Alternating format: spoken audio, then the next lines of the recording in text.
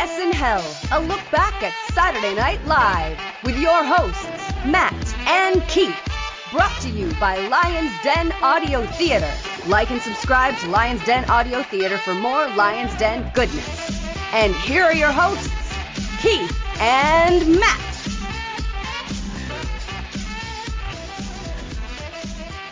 Saturday Night Live, Season 3, Episode 6, starring Buck Henry. Originally aired on November 19th, 1977.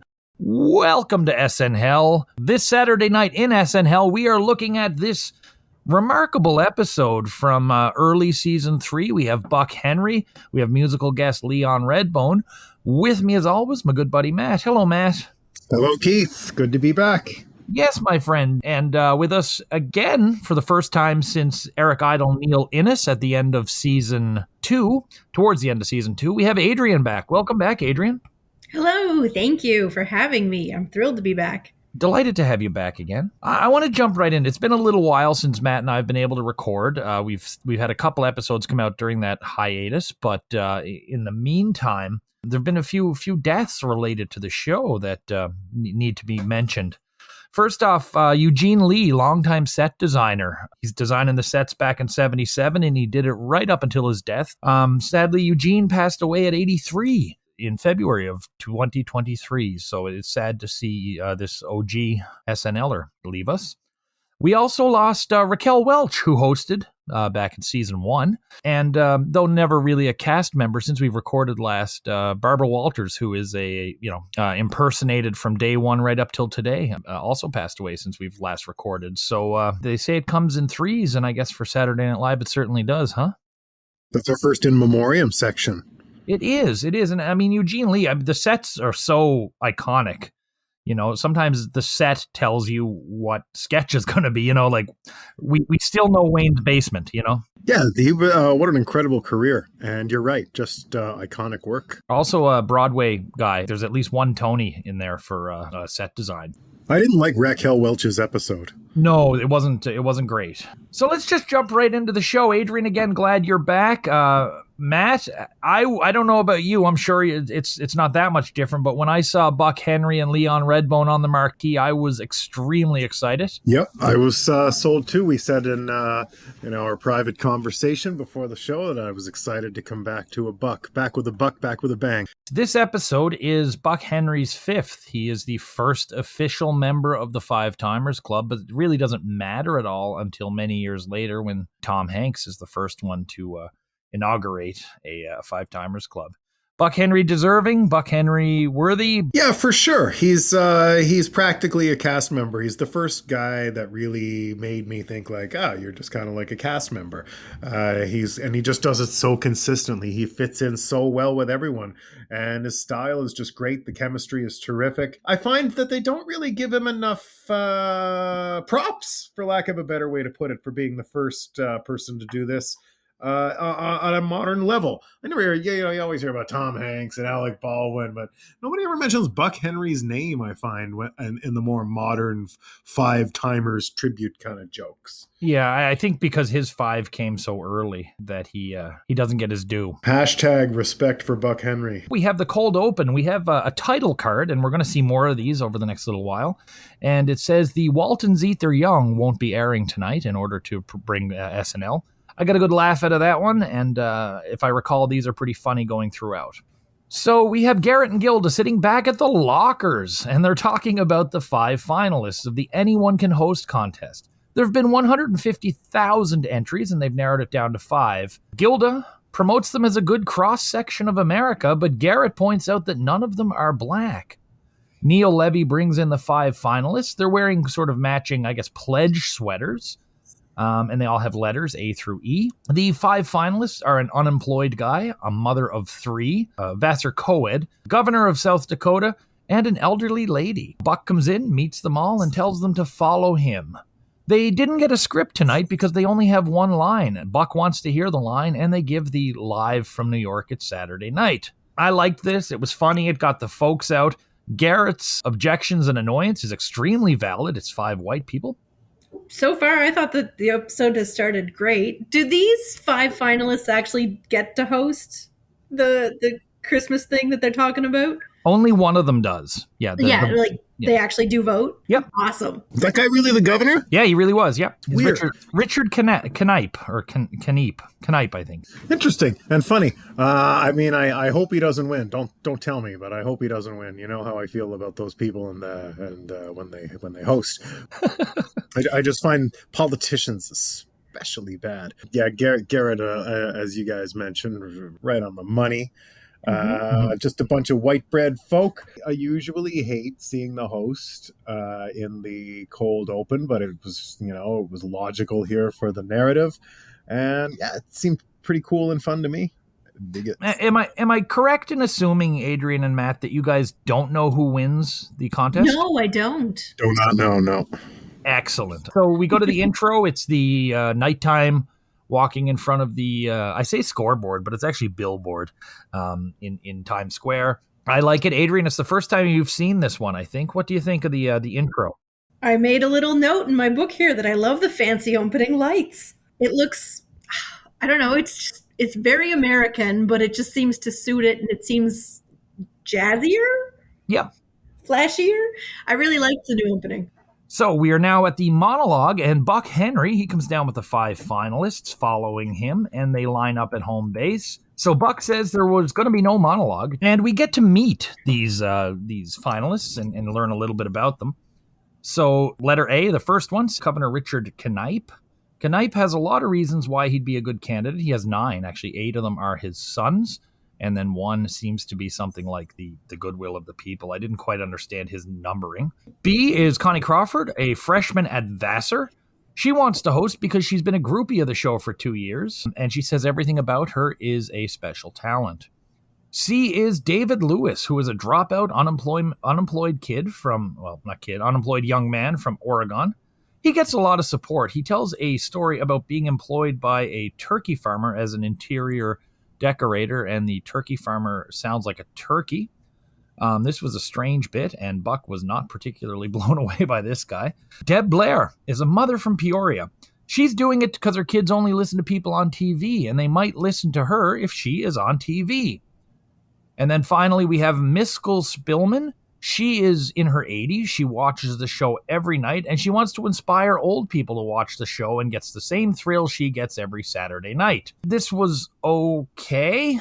There was a lot of awkwardness. I thought Spillman was great. I thought Deb Blair was actually pretty funny. I think David Lewis, the dropout, had full support when he first started talking and may have lost the crowd pretty damn quickly with that stupid turkey joke. Yeah, it seemed paperwork almost to get the information for the voting and all that out of the way. But all things considered, I think that the 5 of them did fine for being just randoms for the most part. I like the old lady the best. Buck's pretty uncomfortable with the mic. He needed a little more practice with that. He kept moving it around too much. But I did like the vibe. It's fun to see them out there. I'm really surprised that they just let them go out there and didn't write anything for them, that they're just clearly doing their own shit.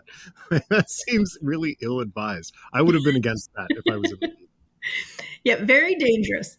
We now come to an iconic piece, and I know it's a special piece for you, Adrienne. It's Little Chocolate Donuts. This was written by Franken and Davis. It's a parody of the old Wheaties ads that featured a number of famous athletes on boxes endorsing the cereal. For the most part, this is really a takeoff of Jenner's 1976 decathlon win. It's narrated by Marv Albert, who appeared way back in episode 2 at the Paul Simon-Connie Hawkins basketball game. So what this is the stocky John Belushi. He's a Olympian succeeding at the high jump and the sprint. So we then go to a smoking John Belushi standing next to Little Chocolate Donuts. It's a new cereal that gives him all the sugar he needs in the morning. And Little Chocolate Donuts is the donuts of champions. This is iconic. I love this sketch. It's so funny to me. I get a big kick out of it for a number of reasons. I thought Belushi seemed to be all in, even though I'll give some information that shows he was quite not. Yeah, it's perfect because it's so wrong, but so much like the Wheaties ads. And just him being a decathlete, great. The smoke hanging out of his hand while he's also holding the donut. It's beautiful. And yes, it has a very special place in my heart because it was my dad's favorite sketch ever that was ever on SNL, and it aired on my mom's birthday, apparently. So, but yeah, it's just beautiful. It makes me want donuts. This is a repeat, Keith. Have we seen this? No, this is the first time it's aired on the show. We've definitely seen it in compilations and stuff. I'm just checking because I know I knew it, and we watched so many of these that they all the lines begin to blur. But yeah, it's good shit. I recognized it right away. I knew what it was, and I loved it. Those donuts look really good. Those little chocolate donuts. They look amazing. I want like 6 donuts for breakfast. They look so chocolatey. Maybe a smoke. It's fine. That's just a little background. Belushi did not like doing this, and he was rather difficult that day. It's a combination of he didn't like using his body for cheap laughs in that sense, but it's also been suggested that he hated having to drive all the way to upstate New York in the morning and used every excuse in the book to possibly get out of doing it. However, other reports say he really enjoyed. Like, he saw the humor in it, knew it was going to work. There's little bits about him faking an injury on set and all that sort of stuff. But based on what we see on the screen, it looked like he was, all in. Yeah, I thought he was great. It was, and I'm not his biggest booster. I'm not in the fan club per se. Just an earnestness that's really appreciated when he's having those donuts. He's playing it straight, which he rarely does. Yeah, maybe that's why I like it so much. The sweater he wears, it's his own sweater, but it's on backwards because there was a huge moth hole in the front. So I actually think the moth hole might have made it a little better. So we have a Chiron. There's an older lady in the audience who is one jump behind us. We now go to Samurai Psychiatrist. Buck is on the couch saying he needs a few more visits before he feels like a new man. Camera pans out, and it's the samurai. He is the psychiatrist. Therefore, Buck is Mr. Dantley. Dantley is obsessed with his mother, and he gets into bits about Oedipus complex and castration complex. Dantley says he doesn't know how to cut the umbilical cord. Samurai, of course, demonstrates with the sword. Samurai is a strict Freudian, and Dantley is worried that all his psychiatrist thinks about is sex. And they show a photo of Freud with cocaine, which was kind of funny. They do a free word association, which is Samurai's gibberish and Dantley responding with English words. Buck then figures out that all his issues are with his father and not his mother. He calls the samurai a quack for wasting years of his life. Samurai is disappointed and goes to commit harikari, and Dantley doesn't stop him. The samurai does it and sells. And Dantley asks if he has any last words. Samurai gibberishes what Dantley says is Losebud. Okay, this is a samurai bit. No different than the other ones. As far as physically, it was probably less involved, probably worse than most of the samurai ones. I did get a couple chuckles out of it here and there. I don't know. I have a weird feeling about the samurai sketches in general. There's certain things I'll never get over with it. But again, Buck and Belushi are the ones to do it, even though this is one of the weaker sketches for me. I agree there. I get real uncomfortable with his gibberish. I just kind of kept trying to get myself over it by going back to Deadwood and being like, Hong Dai Woo. But I did get a good giggle about Losebud. I hated this. This was just awful. I didn't laugh once. I thought it was stupid. This character is stupid. It's racist and dumb. And it had none of the charm that they once had. Like, I think I've liked one of them with Buck Henry in it. But this ain't it. This is rotten. Hated it. Boo. You don't have to tell me because I like the show to reveal itself to me as we go. But it'd really be nice if they were serious, and this was the last time we had to sit through this. It's not. Unfortunate. Next up is, you're talking controversy. Let's go to Stunt Baby. Bill Murray plays a director. Buck and Jane play 2 actors named Howard and Gwen, and they're on a film set. Jane is holding a baby. So the scene is set by Murray where Buck is a psychopathic father who takes out his frustrations on his family. And the scene plays out where Jane and Buck get into an argument, which sets the baby off. The baby starts crying. Buck is annoyed by the baby and starts yelling at it. He lifts the baby up to throw it. Murray cuts and calls in the stunt baby. So the stunt baby is brought in. Murray gives its directions. The scene resumes with Buck throwing the baby into the TV, beating it up, running its head against the crib rails, and then throwing it out the window. Murray then goes and checks on the baby to make sure it's okay. I should mention the voice of the baby, of course, Laraine Newman. So, Stunt Baby. This is, up to that point, according to Buck Henry, the most controversial sketch they've done. There were more letters and angry complaints about this than anything else. That being said, I thought this was hilarious. This is not a joke about child abuse as much as it is one of a preposterous notion of a stunt baby and how everyone is reacting to the reality that a stunt baby exists. The odd thing about this one is I actually remember it being a lot funnier the last time I saw it than this time around.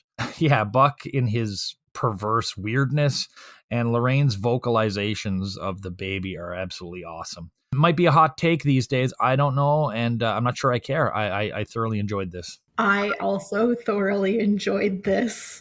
I felt a bit guilty about it, but the stunt baby and the way the stunt baby responded to Bill Murray, it just cracked me up. It's perfect to me. It shouldn't be, and it is, and that makes it better. I certainly did. I did not thoroughly enjoy this sketch. Don't get me wrong. I wouldn't be out here writing letters about it. People are so stupid. Fuck people. The fact that you can write letters about this shit, which I found eye-rollingly stupid, and not about the fact that all of anyone can host contestants are white. You have a racist ass Japanese character played by a chubby white dude in a previous sketch, and you're upset that they are bouncing around a clearly fake prop. Fuck out of here. Yeah. So stupid. I thought Bill Murray was fun. I really liked him as like this sleazy director. And yeah, the baby like kind of responding like, yeah, ready, with the cute little voice. That made me laugh. I just found the whole thing with Buck just goes on for too long. And I didn't think there was any shock value. I was just like, okay. There was a couple of highlights, but I mean, this isn't like front of the show material. Push this back. I got to tell you, I laughed a little too hard at the baby's head against the crib rails. Right? That was the part that got me. Oh, wait. Did you notice what it was called on the card? Yes. The clicker? No. The infant molesters? Oh my God. Molesters. I did not. That was the laugh of the sketch for me. Oh, only Buck. Only Buck. I'm a bad mother. All right, now we go to AMOA Sanitized. I think American Motel Owners Association, perhaps. Dan Aykroyd runs an ad where he's promoting a cleaner for motels. There are rooms, toilets, sinks, and drinking glasses. A large sanitation truck goes to one of the hotels. We see we see still images of this. And they use a high-end blowtorch for heating everything to 1,500 degrees and a high-pressure washer to sanitize the amenities at cheap motels across the country. It didn't knock it out of the park for me. Aykroyd was really, really good at this. The images were either uber realistic or kind of funny. The material overall was so-so, but I do remember like going to motels that had the toilet seat wrapped and the glasses and bags. And I think based on what I was able to read, a lot of that sort of sanitization stuff of motel room stuff was on the rise at this point. Maybe a little better if you're in the time. But I got a chuckle out of this. Nothing great, though. I didn't really get a chuckle out of it. I wrote my note that I wrote here is that it's a very pleasing film. And just, it reminded me of something you'd see on Sesame Street or something, almost like a How It's Made. And I just enjoyed it, but not for humor value. I'm with Adrienne. Good production value. And it was like a neat, weird little short film, but it wasn't funny. And, Aykroyd's just good in this role. It was like slightly too real. And, the gag, of course, they're not fucking blowtorching glasses and shit. I get it. I don't know, like they didn't really hit the jokes very hard. It almost just went by as this semi-realistic short film. And I was interested in it in that regard. But I didn't find it funny. Adrienne, you mentioned this, you mentioned the Sesame Street thing. It's funny. It took me right back to this type of movie they used to have on Sesame Street, like somebody recycling paper or old bottles or something. Or like making crayons and stuff like that. I just wanted to watch more of what they were doing. Yeah, 70s How It's Made, I guess. Yeah, I love that stuff. Woman making her final television appearance on a Chiron. We now go to Leon Redbone. This is his third time on the show. This time around, he's singing Champagne Charlie, an 1860s music hall hit. This will later be released on the album of the same name, Champagne Charlie. In this one, he's accompanied by a tuba, a banjo, a trumpet, and a clarinet. Champagne Charlie is not one of my favorites, but my goodness, I could sit there and watch Leon Redbone under that, that spotlight on home base for hours and hours and hours. So, thumbs up for me on this one. Yeah, I wasn't familiar with the song or honestly Leon Redbone either. He reminds me of a Muppet, specifically one of the electric teeth guys. Probably Zoot. He looks like Zoot. But I really enjoyed it. It was just chill. No, this is not for me at all. I've seen Leon Redbone performances that I've enjoyed. I do not like this song. I find the accompanying instruments incredibly hokey. The target market here, again, and I always I revisit this often when we talk about the music. You've got a late night, Saturday night show. Can you at least try? This is the very picture of cool to me, but I mean, I know what you're saying. 1977 though, like what's cool in 1977? Like Blondie are out. I don't know. I really didn't like that accompanying band. I understand what you mean. The thing, the guy with the voice and the guitar and the glasses, and there's a innate coolness to it. And I don't know. If I'm a young up and comer in 1977 getting stoned and watching my favorite live late night show, maybe I'm not into this. I mean, if I was getting stoned, I certainly wouldn't mind hanging out and listening to Leon Redbone. You got to put yourself in 1977, though, when this is just not what's going on. We can argue the subjectivity of music until the cows come home. I really think this is old man rock that you don't want on late night television when your demo is a young audience that are buying Blondie records. Understood. Let's go to Weekend Update. So it is Dan and Jane again. It will be for a while. Just a few bits on this one. Lillian Carter, a picture of Lillian Carter with her hair sticking up. They say she was electrocuted. There's a bit on genetics featuring some of Tom Schiller's drawings of a genetic messenger. It's a literal bike messenger that sends messages from the sperm to the egg to say if the baby is going to be a boy or a girl. This is followed by Dan and Jane smoking some cigars. Jimmy Hoffa's family thinks that he is R2-D2. A little bit about Evel Knievel planning to jump bail after he was arrested. We then have Laraine at the locker with the 5 finalists of the shows. The governor says he wants to give a speech. Connie says she's yet to show her talents. Dave talks about what he's going to do with his $3,000. Deb is cut off from sending a message to her kids, and Miskell Spillman confirms she's old and feels tired. There's a whole bunch of jokes about Anwar Sadat's visit to Israel, and Gilda appears as Baba Wawa via satellite to talk about that, but there's about 4 or 5 jokes spread throughout about Sadat's visit to Israel. Overall, this was a very weak Weekend Update. I laughed only, I think, at Lillian Carter being electrocuted. Other than that, this was flat as heck for me. Yep, agreed. It was a pretty tragic Weekend Update. The only giggle I got was about High Holiday Inn, and that was just a stupid giggle. So annoying. Weekend Update last season when it was just Jane. Highlight of the show. She was doing this serious but like bizarre news character. Like now she's just boring. Her hair is also Lorraine's hair too. The hair is getting out of control here, and I guess sign of the times. The times they are a changing, but everybody's got big hair now. Disco hair, I guess, right? 77. It's the time to be alive. Disco is killing it. Hot New York. Anyway, my point is that this is just really bad. I hate their stupid WU buttons that they wear. Like, I don't know, I'm watching Weekend Update. Get out of here. I like them. I didn't like any of the jokes. Jane is just lifeless now. Aykroyd looks like he'd rather be anywhere else but doing this. And yeah, it's just such a disappointment that it used to be so good and now it sucks. We now go to Reunion in Kiev. This is set in 1918. Gilda is returning home to visit her sister for the first time since the Russian Revolution. She flashes back to yesterday, and we get the chimes and the wiggly transition. And her yesterday is literally yesterday when she was sitting still on the train. She orders some wine from Buck, who plays a waiter, who remembers his yesterday when he first met and became smitten with Gilda's character. Buck offers her some wine, and she says she'll be ordering the wine tomorrow. Buck looks forward to tomorrow when he can deliver the wine. Buck and John turn out to be singing brothers Karamazov. And there's a lot of jumping back and forth to tomorrow and yesterday, and we get into some confusion about when the wine was ordered. Gilda will say, I ordered that wine yesterday and didn't drink it, or you forgot to deliver it. This is all over the place. This, to me, was frigging hilarious. I laughed through this whole thing. This is like some of that like bald soprano style theater of the absurd. I got a real kick out of this. I thought Buck and Gilda, and then John as well.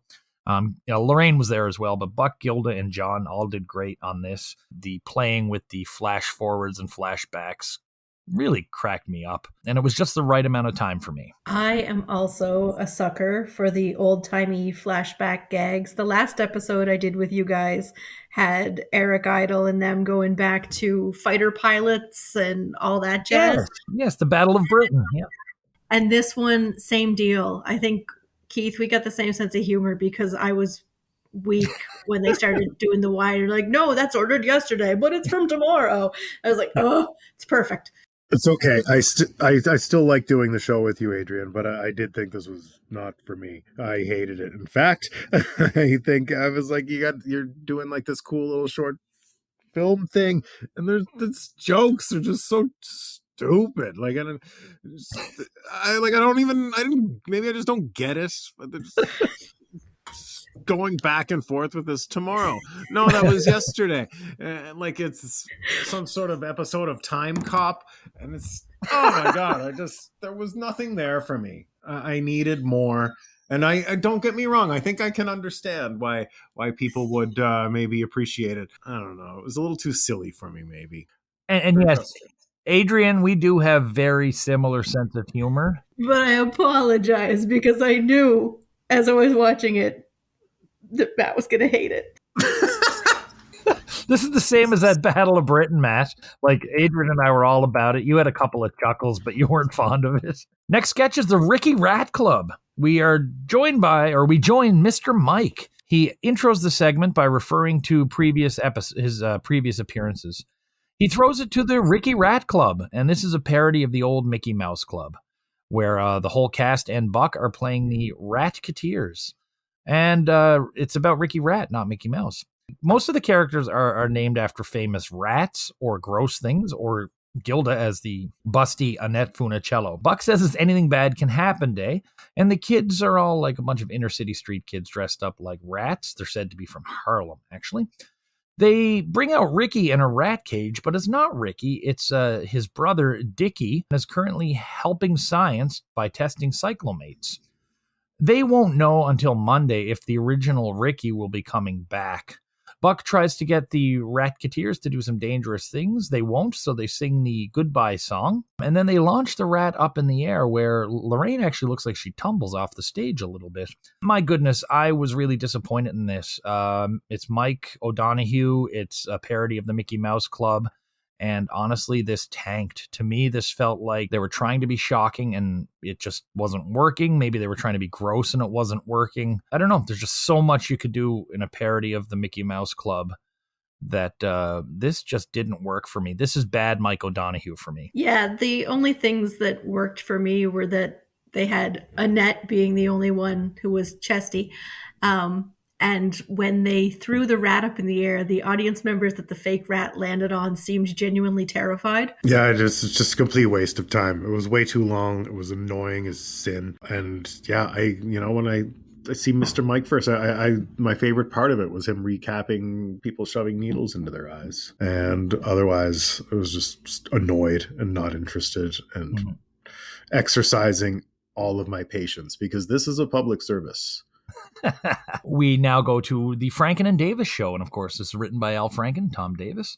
They now have a really neat little animated intro there, and Franken and Davis both get a really good reaction. They say that young viewers know about their involvement with Saturday Night, but don't know about their distinguished careers. So they bring out pictures of their early careers. They show their debut on the Ed Sullivan Show, and then some clips from the Lockheed Comedy Hour, Franken Davis Mania, cover of Life magazine, and a Norman Lear sketch they did called I'm Frankenbaum and He's O'Davis. and some stuff about their breakup on the National Enquirer, where Al went on to organize a concert from Bangladesh, and he still has not paid children. And Tom Davis planned an annual golf tournament. They were brought back together by Jackie O. Gilda comes out as Jacqueline Kennedy Onassis. They say they were fans of her husband, and she said, yes, everyone remembers where they were when Aristotle Onassis died.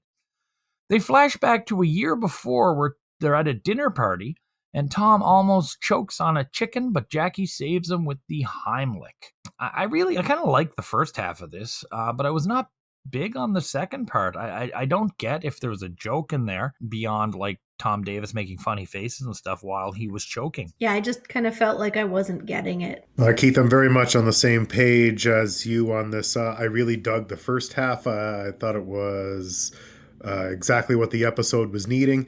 And then the shit just kept going. They needed an editor here. Our next bit is a Gary Weis film. Buck Henry introduces the film. He says that each of the contestants came to visit Buck in his hotel room, and Gary Weis had hid a camera there. So we're going to see these quote-unquote natural reactions from the contestants.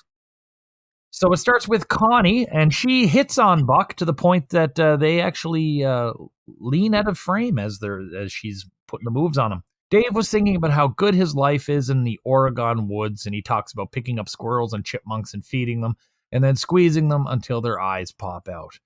Deb says she's divorced and she can't afford Christmas for her children if she doesn't win. Richard offers Buck the position of the Secretary of Mining and bribes Buck with a ring, and Miskell says she's probably going to die around New Year's. I thought this was one of the better bits of the night. I loved this.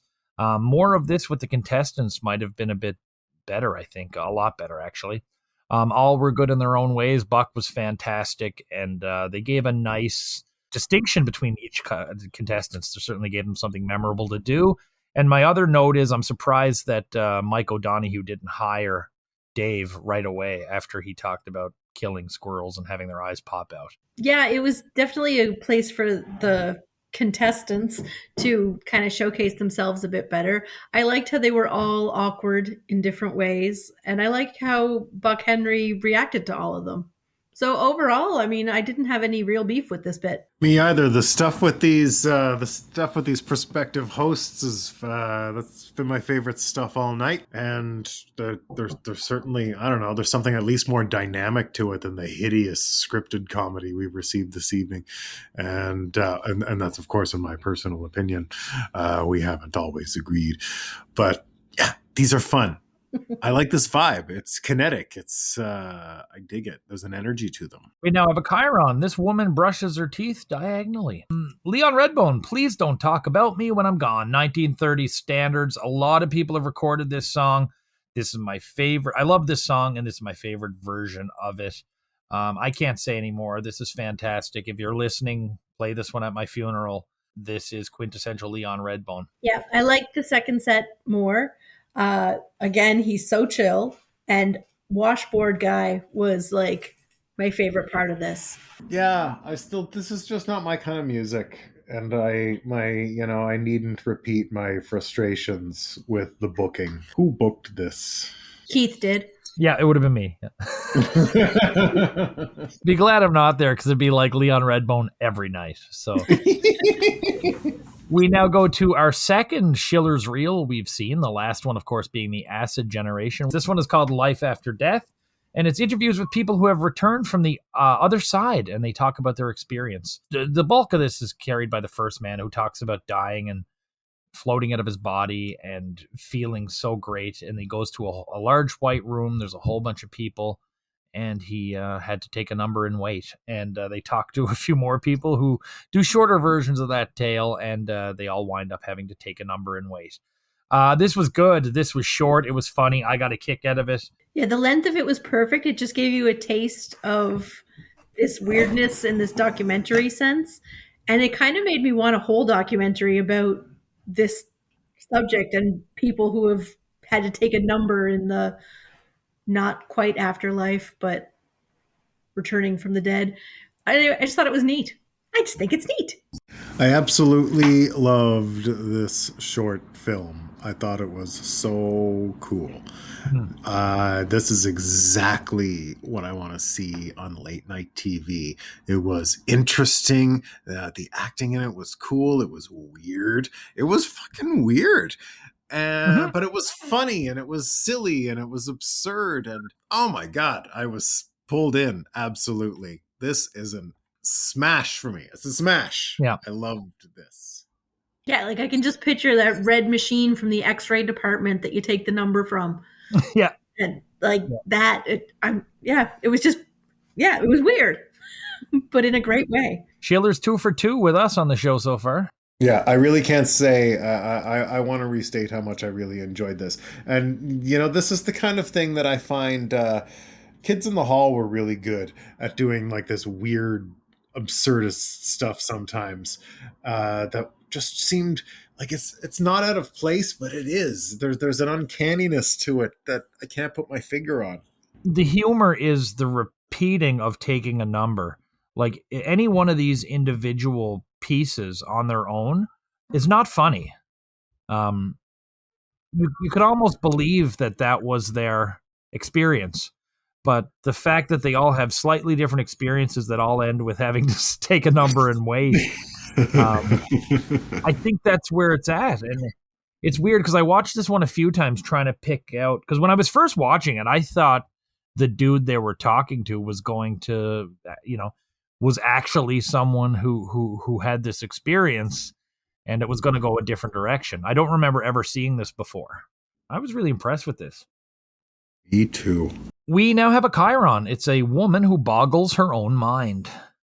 And we now go to the good nights. So Buck shows a copy of the TV guide with the ballot to vote for your choice of winner. And he gives each contestant final words.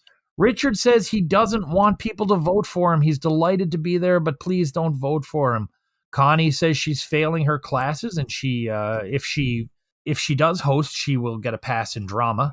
Dave says he sees chastity as a virtue. I think Buck pretty much had his fill with Dave, kind of pushes him back. Deb says vote for her, so you can honor your mother by voting for a mother. And Miskell says she's had a great time. And my comments on this is what the fuck, Richard? Like, you don't want people to vote for you. There's like 150,000 people that would have liked to have been picked. You're the governor of South Dakota. That's probably why you were put in the top 5 to begin with. Like, don't do that, man. Like, I don't know. I was disappointed by that. Yeah, I don't know what planet Dave's on. The women all did fine. That takes balls. Good for them. Good for them for taking a chance on these people. And maybe, letting them sink or swim. I'm sure it was by design on some level. So maybe that's kind of cool. Anyway, I dug it. That old lady is pretty sweet.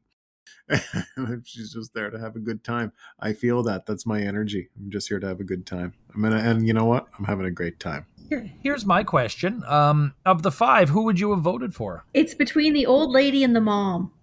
It was all old lady all the way for me. And then at this very last part, when the mom said, in honor of your mom, vote for D, I giggled because I was thinking of the more modern interpretation, and I was making a vote for the D.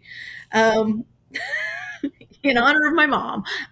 I would have voted for the Vassar co-ed because I love her in-your-face energy, and she's an absolute babe. It's now time for our wrap-up. The host. Buck is great, but they don't give him much material. He was absolutely the right guy, though, to work from the finalists, who range from like inexperienced to just plain old weird. As far as his appearances in sketches, he was solid, but we didn't get that knockout of the park piece of pure Buck Henryism.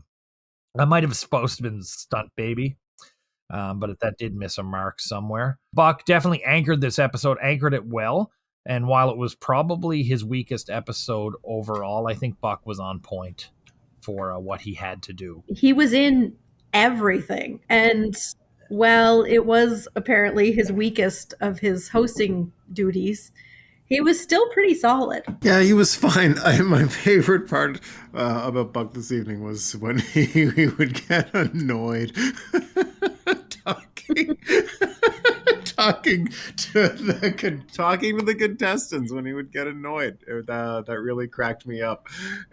And his impatience with the microphone. I also found there was a weird charm to it. The sketches, for the most part, I wasn't with the sketches tonight. I thought a lot of the writing was shit. And I really only liked a couple of pre-records as far as the laughs go. So it's hard, you can't blame Buck. He was there. He did his best. It was like every time he took the microphone, they went to the wrong side of him. Yeah. Yeah. Was it possibly on purpose? Because it was uncanny. So the music, for me, all about Leon Redbone. Like I said, Champagne Charlie, not one of my favorites. Please Don't Talk About Me When I'm Gone is one of my actual favorite songs. There's very, very few musical guests over the course of this show's run who I enjoy as much as I do Leon Redbone. And SNL, the way they shoot him and the way they do the production of these numbers is absolutely perfect. It was my first experience with Leon Redbone, but I'm going to have to check him out. It's just not for me. It's fine. Mm-hmm. But I mean, as I've mentioned, in addition to not being for me, I think this is a strange, repeated booking for your show. Yeah, I wish it was a little edgier. This is not like edgy music. I like an edgy show. What's the worst sketch of the night, guys? The Samurai or Weekend Update. But the Samurai was more offensively bad. Yeah, I also, those are my worst too. Don't get me wrong. Unlike you guys, I thought that Kiev thing was fucking really annoying. Weekend Update was... Also, hey, I didn't mention this earlier, but I hated that Laraine didn't do her reporter character when she's out there being a reporter. Fucking dropped it and was just didn't do anything. Anyway, except she stood there and had big Studio 54 hair. We get it. You want to go to the club later. It was sexy disco hair. Sexy disco hair. It was so much spray and frizz. Anyway, Adrienne's right. Samurai was just worse in a different way. It's dank. It's my pick also. I don't know if I've just become immune to the Samurai or what, but I went with Ricky Rat by a whisker. The issue here is that so much could be the issue here. So much could be done with a parody of the Mickey Mouse Club. Mike's cast intros were good, but it fell off a cliff. Like I said, weird for the sake of weird, gross for the gross for the sake of gross. All right, let's go with the best of the night. I might have to pick Little Chocolate Donuts, but I also really liked Kiev. Yeah. Was that your official choice, Adrienne? Kiev? My official choice is going to be Little Chocolate Donuts, but I'm just giving a little shout out there to Kiev. Oh, okay. My favorite of the night was Schiller's short film. Unsurprisingly, as I gushed of it earlier, I thought it was cool and weird and funny and exactly what I want to see on late night TV. There was a creepiness to it on occasion, and it was existential and smart and funny. I think it just had so much going on for it. Understood. Yeah, no, that's a good choice. For me, I went with Little Chocolate Donuts. It is iconic for a reason. It's also very prophetic because, within 10 years, you'll have, athletes endorsing sugary cereals that will say they'll make you feel better, like Pro Stars and all this stuff. Reunion in Kiev, awfully funny, clever. I really enjoyed that. And I really enjoyed both of the films, both Schiller's and Weis's. But I did go with Chocolate Donuts for a number of reasons.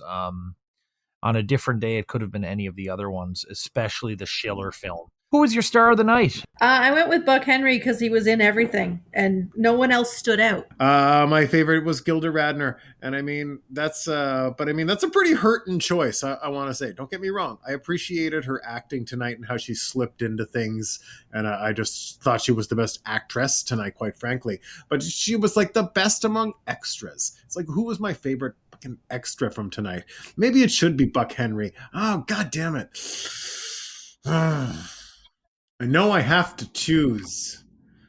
We treat Buck Henry like a cast member. We already had that conversation. He's an early 5-timer. I talked about how we don't give Buck Henry, respect in the modern age for what he did for the show, and just his legacy, and with the little 5-timers club gags, not really giving him any props. It's Buck Henry. Let's move on quickly. It's all right, Matt. I went with Gilda. Okay. So nobody had a standout night. You're absolutely right. The only two, I like to keep it with the not readies.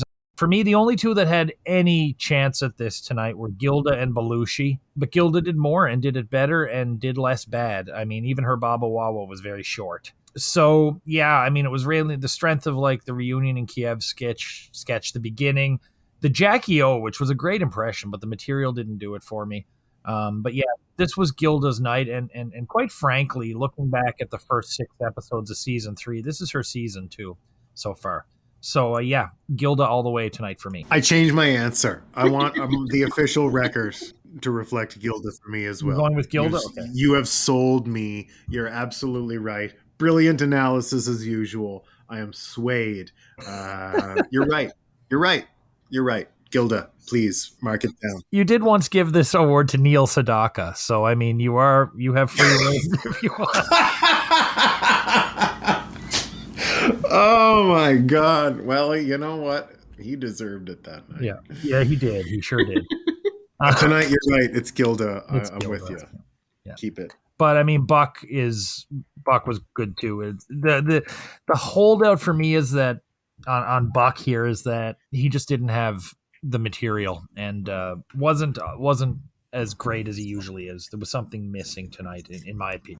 Okay, overall, I was really disappointed by this episode. When the marquee says Buck Henry and Leon Redbone, I'm getting my double digits ready. 2 of my all-time favorites. Expectations were high. I also knew that this was the 5 finalists making their pitches and would have liked to have seen them, thrown in a sketch or two. I mean, you had Tom Schiller doing a couple of extra bits. Could have possibly been one of the finalists. What we did wind up with were several segments of tell us about yourself and why should we vote for you, which were, to mixed results. We know from the films anyway that Buck Henry works excellently with real people. We saw him buying toilet seats. We saw him trying to find out who was the funniest person in Irvington, New York. I'm not sure why it didn't work here, whether it was the live aspect or maybe nerves or whatever, but it was a little less contained and a little less enjoyable than what we've seen from him before. Matt touched on it. The cast was a little bit too scarce tonight for my likings. And the sketches that were out there seemed to be either like really small pieces or something like Ricky Rat, where people were just lost in the shuffle and anyone could have been giving any line. Update was terrible. The music bumped up the quality for me, as did some of the stronger points, the little chocolate donuts or whatever. But when I think of this episode, I'm thinking Ricky the Rat sketches, and I'm not immediately thinking of the good stuff, the Schiller and the Weis and Kiev and the stuff I really did enjoy in this episode. All things considered, I mean, I hate to say it, but this was a bummer episode for me. Leon Redbone, Buck Henry, and I'm only giving it a 5 out of 10. I feel like I was being generous and I wanted to give it a 6. There was just too much that was middling or bad that it couldn't compete numerically with the stuff that was good. There were only a couple of standouts. So I gave it a 6, so I was being nicer than you. And you are nicer than me as a human. So well, occasionally. I guess I need to think about this out loud for a second. I enjoyed the stuff with the anyone can host contestants. That was good. So the cold open and the monologue were fun for me. That samurai thing was shitty. We had the donuts. That was good. Weekend update sucked. Yeah, the music didn't do it for me tonight like it did with you guys. I didn't like the Kiev thing and that stupid Mouseketeer thing. You're right, Keith. And it was a slog a lot. I didn't have fun watching it. The enjoyment was few and far between, but so I have to think about what I really liked. The only thing that really stands out for me is that Schiller piece. And I liked the contestants, but I mean, it was just fine. I mean, I fucking host a local game show. Come check it out. I'm going to go ahead and give this a 4. Give it a 4. Higher than I expected, Matt. With my 5, Matt's 4, Adrienne's 6, it averages out at a 5. And the fine folks over at the Internet Movie Database, I have to clarify, someone pointed this out.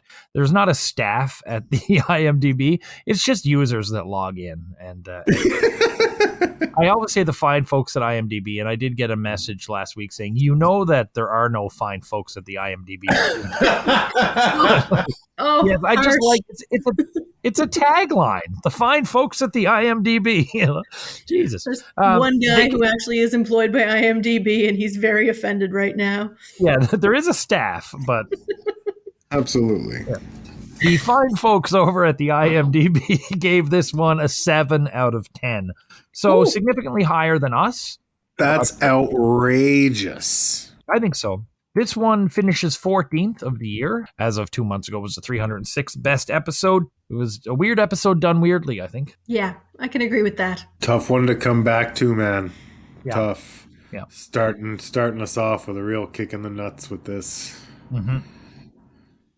But fortunately, there are brighter days ahead, I think. And we will see who wins the contest, if you don't already know. There is another episode before that one, so we'll be back with that one first. But before we leave today, Adrienne, thank you so much for coming back. It's so wonderful to have somebody who has my sense of humor on the show.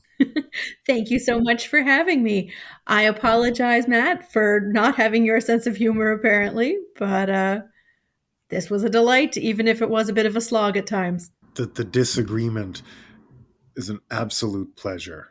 And I really appreciate you being here as well. And I hope you're around more often. I hope so, too. I'm always willing to come back. And back you will be in episode 16 of season 3. It'll be a few weeks out, of course. So next week, Matt, do you know who the host is and the musical guest? No, but he said it in the credits and I just forget, so you can say it to me. The host is Mary Kay Place, and the musical guest, you will have heard of the musical guest, I believe. It's a gentleman by the name of Willie Nelson. I'll look forward to that. That could be cool. Not sure who's sitting in with us on that one yet, and then we'll be back the week after that with the winner of the Anyone Can Host contest, and we had our own little Anyone Can Host, so we're going to have a new third chair sitting in that week. Ooh. I'm excited. We got a lot of great stuff lined up. Good news for the thousands. Yeah, so everyone, thanks very much for listening. Please like and subscribe. And like I said, Matt and I will be back in about a week with Mary Kay Place and Willie Nelson. But until then, we'll be admiring the artistry of the late Eugene Lee here in SNHell.